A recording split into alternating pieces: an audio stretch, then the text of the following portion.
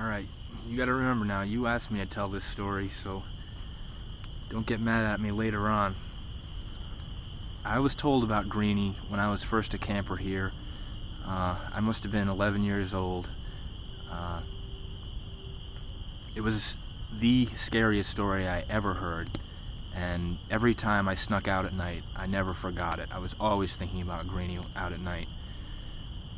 Mark Kindler told me a story about an insane asylum in Wakefield where an escapee was hiding in the woods, and this character Greenie that he described was in our woods if we snuck out, and he, we had to worry about that if we were going to go out at night.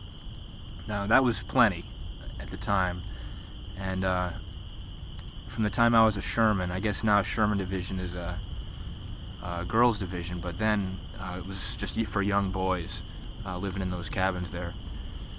I became a senior and CIT and a staff person, and along the way the Greenie story stuck with me, and I told it a bunch of times.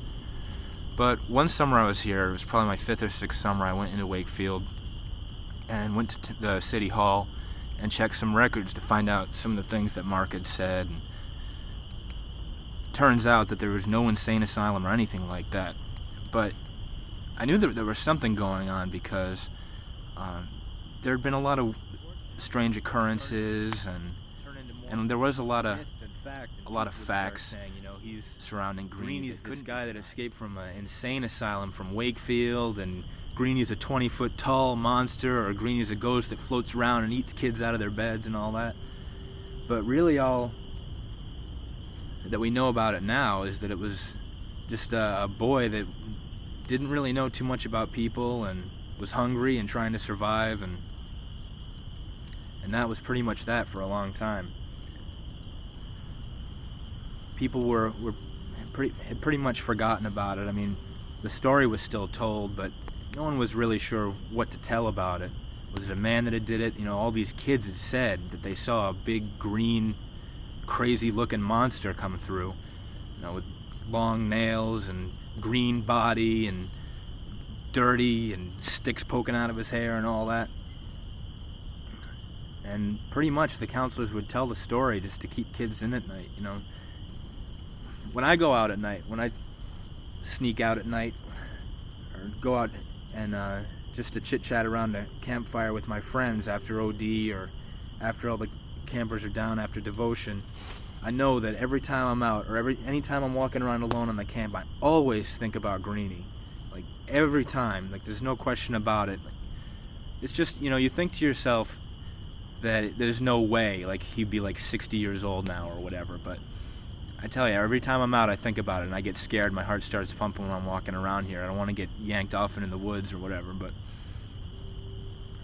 I came to camp in 1984 or 1983 was my first year, and I started hearing these stories, and we were told about, there were always sightings, people that were camping out with their cabins at night and they would hear things, but nothing really too significant.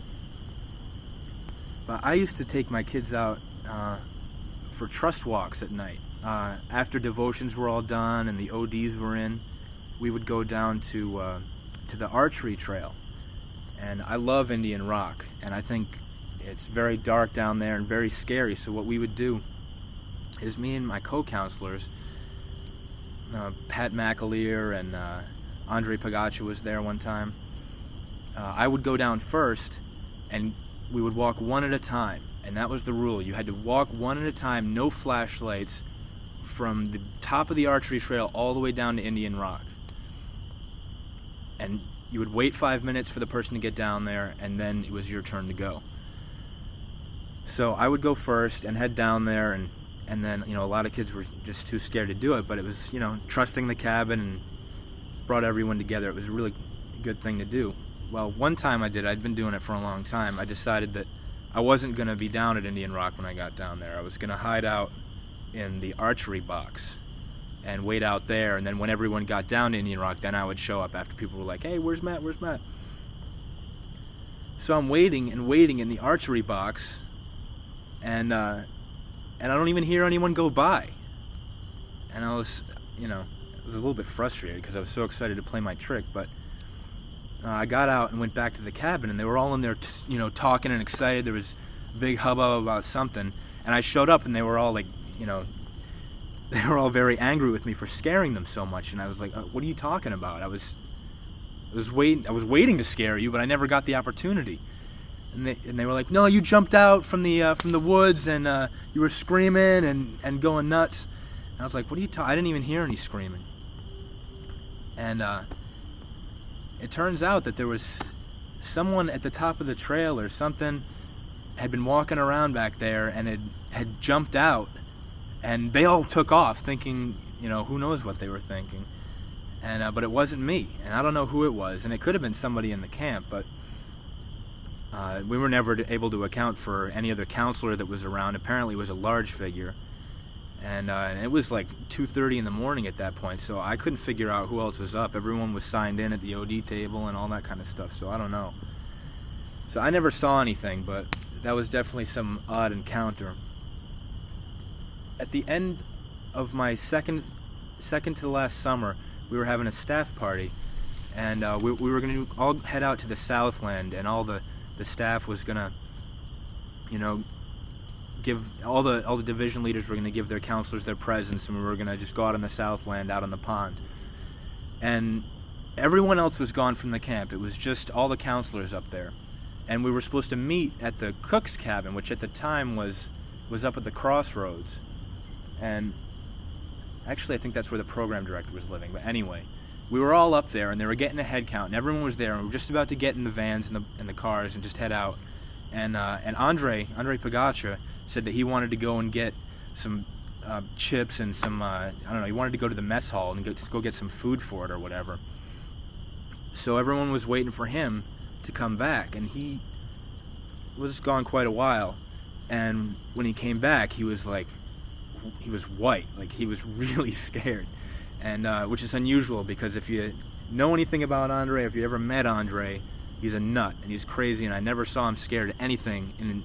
For the whole time I've known him, he was never scared of anything, and he's really big, and he can really take care of himself. But he came back and said that he saw someone from the kitchen. He looked through the grates, the screens that hang down, and he saw in the back of the mess hall someone silhouetted in the windows.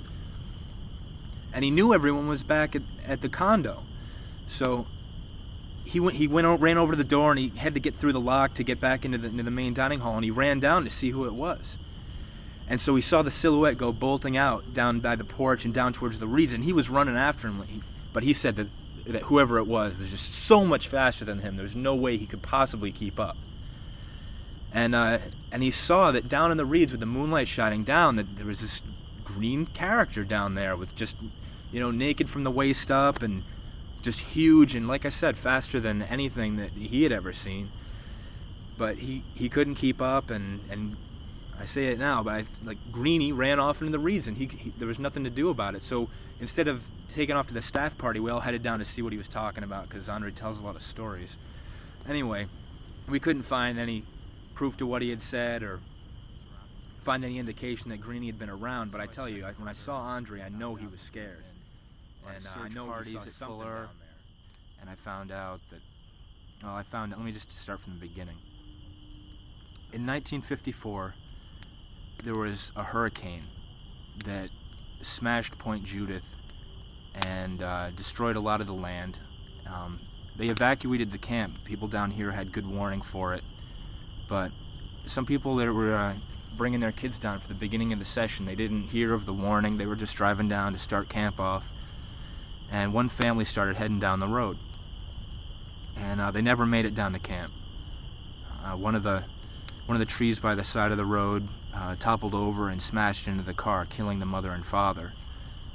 There was a little boy in that car, but he was never found. Now, it's apparent that this 10 or 11 or 12-year-old boy was living in the woods for a long time alone, and it's assumed that his method of survival, at least in the beginning, was eating the vegetables that he could find, any greens, blueberries, anything around. His mother had been a botanist, and he apparently picked up a lot of her teachings and used it as best he could just to survive. Now, it's amazing that he lived, and it's a testament to how capable this little boy was. But there he was, unfound and alone, around Point Judith in the woods, living near Camp Fuller. Years passed, and camp resumed, business as usual. Kids playing, and this little boy off in the woods growing up.